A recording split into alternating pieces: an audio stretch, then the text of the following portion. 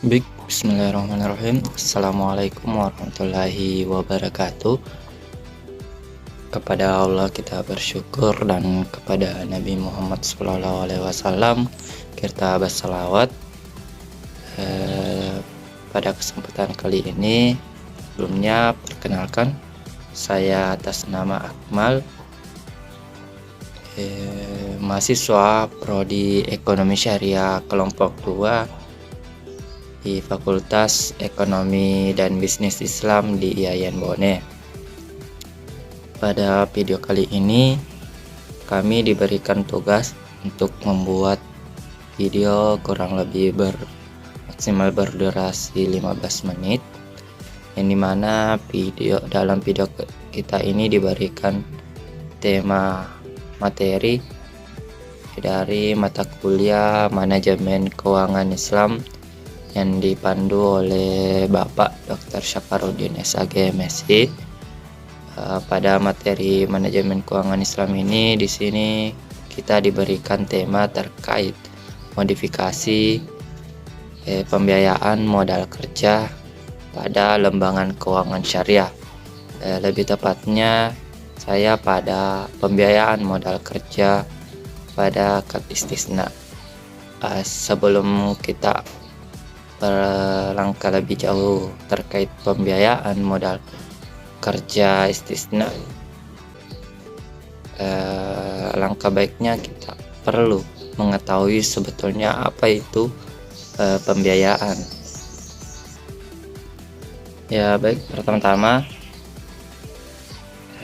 perlu kita ketahui bahwasanya pembiayaan adalah sumber pendapatan bank di lembaga keuangan syariah yang terbesar, namun sekaligus merupakan sumber resiko personal bisnis yang besar pula. Dan selanjutnya itu pembiayaan modal kerja atau PMK, pembiayaan untuk memenuhi kebutuhan peningkatan produksi baik secara kuantitatif yaitu jumlah hasil produksi, maupun secara kualitatif yaitu peningkatan kualitas atau mutu hasil produksi, dan untuk keperluan perdagangan untuk peningkatan ulti of place dari suatu barang. Secara umum, pembiayaan modal kerja syariah adalah pembiayaan jangka pendek yang diberikan kepada perusahaan untuk membiayai kebutuhan modal kerja usahanya berdasarkan prinsip-prinsip syariah. Jangka waktu pembiayaan modal kerja ini maksimum 1 tahun dan dapat diperpanjang sesuai dengan kebutuhan. Ya baik, selanjutnya itu akad istisna. Secara etimologi itu istisna berasal dari kata sana'ah yang artinya meminta dibuatkan sesuatu. Pengertian istisna menurut istisna menurut Antonio adalah akad jual beli pesanan antara pihak produsen atau pengrajin atau penerima pesanan dengan pemesanan untuk membuat suatu produk barang dengan spesifikasi tertentu, di mana bahan baku dan biaya produksi menjadi tanggung jawab pihak produsen, sedangkan sistem pembayaran bisa dilakukan di muka, tengah, ataupun di akhir. Adapun menurut Hadi, mengartikan istisna adalah akad kontrak jual beli barang antara dua pihak lain, dan barang pesanan akan diproduksi sesuai dengan spesifikasi yang telah disepakati dan menjualnya dengan harga dan pembayaran yang disetujui terlebih dahulu. Dari definisi di atas dapat disimpulkan bahwa akad istisna dimulai dengan pemesanan atau memesan barang kepada produsen, lalu keduanya melakukan akad pemesanan membayar sesuai dengan harga dan metode pembayaran yang telah disepakati sebelumnya. Setelah barang selesai diproduksi sesuai dengan spesifikasi yang ada di dalam akad, produsen mengirimkan barang pada pemesanan, dan pemesanan melakukan sisa pembayaran jika ada. Nah, tadi dapat digambarkan atau diilustrasikan pada gambar gambar, yaitu produsen pemesan 1, 2, 3, dan keempatnya itu barang pesanan, dan kelima pemesan. Itu merupakan skema atau ilustrasi pada akad istisna. Adapun pembiayaan akad istisna merupakan akad jual beli dalam bentuk pemesanan, pembuatan barang tertentu dengan kriteria dan persyaratan tertentu yang disepakati antara pemesan atau pembeli mustahik dan penjual pembuat atau sahih. Pada dasarnya pembiayaan istisna merupakan transaksi jual beli cicilan pula, seperti transaksi murabahah muajjal, namun berbeda dengan murabahah di mana barang diserahkan di muka sedangkan uangnya dibayar dicicil. Dalam jual beli istisna, barang diserahkan di belakang walaupun uangnya juga sama-sama dibayar atau secara cicilan. Maka dari itu bisa artikan bahwasanya pembiayaan modal kerja istisna yaitu pembiayaan modal kerja di mana bank akan memberikan pembayaran kepada nasabah tetapi tidak secara tunai atau berangsur-angsur untuk dijadikan suatu barang. Ketika bank menyerahkan pembayaran kepada nasabah, belum ada barang yang akan dibelinya. Dalam transaksi ini harus pasti tentang kuantitas, kualitas, harga, dan kapan waktu penyerahan barang tersebut.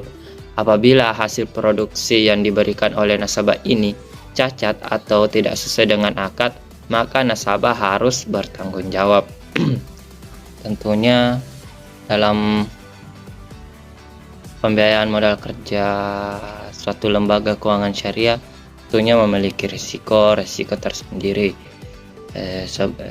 Maka dari itu, seperti yang kita bahasanya, risiko ini merupakan bagian tidak terpisahkan dari kehidupan manusia, terlebih lagi dalam dunia bisnis.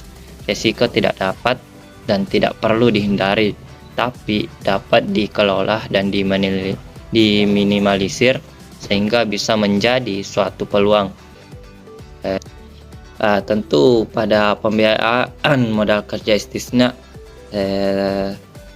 terdiri dari risiko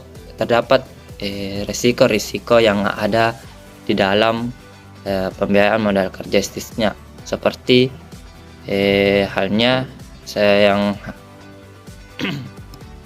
yang kita ketahui bahwasanya risiko ini adalah akibat adanya tenggat waktu, maka pengembalian pembiayaan memungkinkan suatu risiko tidak tertagihnya atau macet suatu pemberian suatu pembiayaan. Semakin panjang jangka waktu pembiayaan maka semakin besar risikonya. Demikian pula sebaliknya, risiko ini menjadi tanggung-jawaban baik risiko disengaja maupun risiko yang tidak disengaja, misalnya karena bencana alam atau bangkrut usaha nasabah tanpa ada unsur kesengajaan lainnya sehingga tidak mampu melunasi pembiayaan yang diperoleh. Begitupun dengan risiko pada pembiayaan istisna lainnya, seperti adanya risiko gharar, yang seperti yang kita ketahui bahwasanya risiko gharar ini atau kekhawatiran menghadapi suatu kecelakaan atau kerugian, kebinasaan. Gharar dikatakan sebagai sesuatu yang bersifat ketidakpastian. Transaksi gharar ini berarti sebuah transaksi yang mengandung unsur ketidaktahuan atau ketidakpastian, jahalah antara dua pihak yang bertransaksi, sesuatu yang objek akad tidak diyakini dapat diserahkan. Yang selanjutnya itu risiko takrir adalah melibatkan diri dalam sesuatu yang gharar. Jika seseorang melibatkan diri dan hartanya dalam kancah gharar, maka itu berarti keduanya telah dihadapkan kepada suatu kebinasaan yang tidak diketahui olehnya. Adapun risiko-risiko lain dalam akad istisna ini, ketidakpastian yang memungkinkan mengakibatkan kerugian nantinya. Yang adapun return yang diharapkan di sini lebih besar daripada return yang terjadi. Di resiko-resiko di atas yang terjadi pada pembiayaan modal kerja istisna, tentunya kita perlu proses manajemen resiko atau upaya meminimalisir resiko. Artinya jika usaha yang dilakukan agar mampu menghasilkan laba yang maksimal, maka pengusaha harus mampu meminimalkan resiko yang mungkin timbul. Proses manajemen risiko di sini tentunya pertama kita harus menentukan konteks, kemudian mengidentifikasi risiko, apa-apa risiko yang terjadi pada pembiayaan tersebut, dan menganalisis risiko, kemudian mengevaluasi risiko yang terjadi. Selanjutnya itu perlakuan risiko, bagaimana kita meminimalisirkan risiko yang ada pada pembiayaan tersebut. Adapun pengelolaan risiko secara umum yang dimaksud dengan risiko adalah sebagai bentuk peristiwa yang mempunyai pengaruh terhadap kemampuan seseorang atau lembaga untuk mencapai tujuannya. Dalam pengertian umum di atas, belum terlihat gambaran ukuran besar atau luas dampak risiko tersebut terhadap pencapaian tujuan bank. Bank Indonesia mendefinisikan manajemen risiko sebagai serangkaian prosedur dan metodologi yang digunakan untuk mengidentifikasi, mengukur, memantau, dan mengendalikan risiko yang timbul dari kegiatan usaha bank. Dalam mengaplikasikan definisi risiko tersebut dalam program manajemen risiko, maka semua kegiatan atau usaha yang dilakukan akan melibatkan semua kegiatan yang membutuhkan perhatian, kewaspadaan, pengetahuan yang harus dikembangkan, pengalaman yang memadai, serta kemampuan yang terus ditingkatkan. Risiko mempunyai potensi suatu peristiwa terjadi atau tidak terjadi dengan dampak atau peluang untung atau rugi. Pengelolaan kegiatan adapun kegiatan manajemen dilakukan pada saat tahap awal atau perencanaan, pengembangan suatu prosedur, instruksi kerja baru. Selanjutnya itu perubahan atau memodifikasi suatu proses atau kegiatan, dan selanjutnya ditemukannya bahaya yang baru dari suatu kegiatan.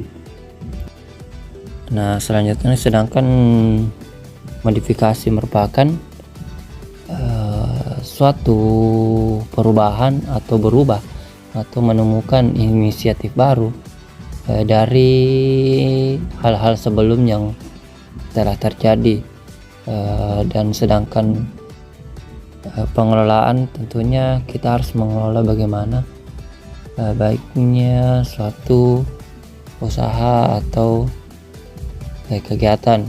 Maka dari modifikasi pengelolaan risiko dari pembiayaan modal kerja, yang pertama itu kita harus mengidentifikasi risiko yang ada pada pembiayaan modal kerja di istisna.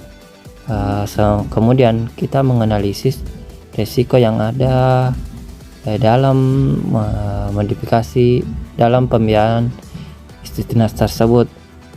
Kemudian kita melakukan penilaian risiko sehingga muncul suatu solusi yang diterapkan dari risiko yang ada dengan mengembangkan modifikasi pengelolaan risiko yang untuk memberikan solusi yang ada. Yang selanjutnya itu terakhir itu memantau risiko yang ada di pembiayaan modal kerja. Baik, mungkin itu saja yang sempat saya sampaikan dari tema atau materi yang diberikan itu terkait pembiayaan modal kerja pada akad istisna. Lebih dan kurangnya mohon dimaafkan. Saya akhiri dengan kata wabillahi taufiq walhidayah. Wassalamualaikum warahmatullahi wabarakatuh.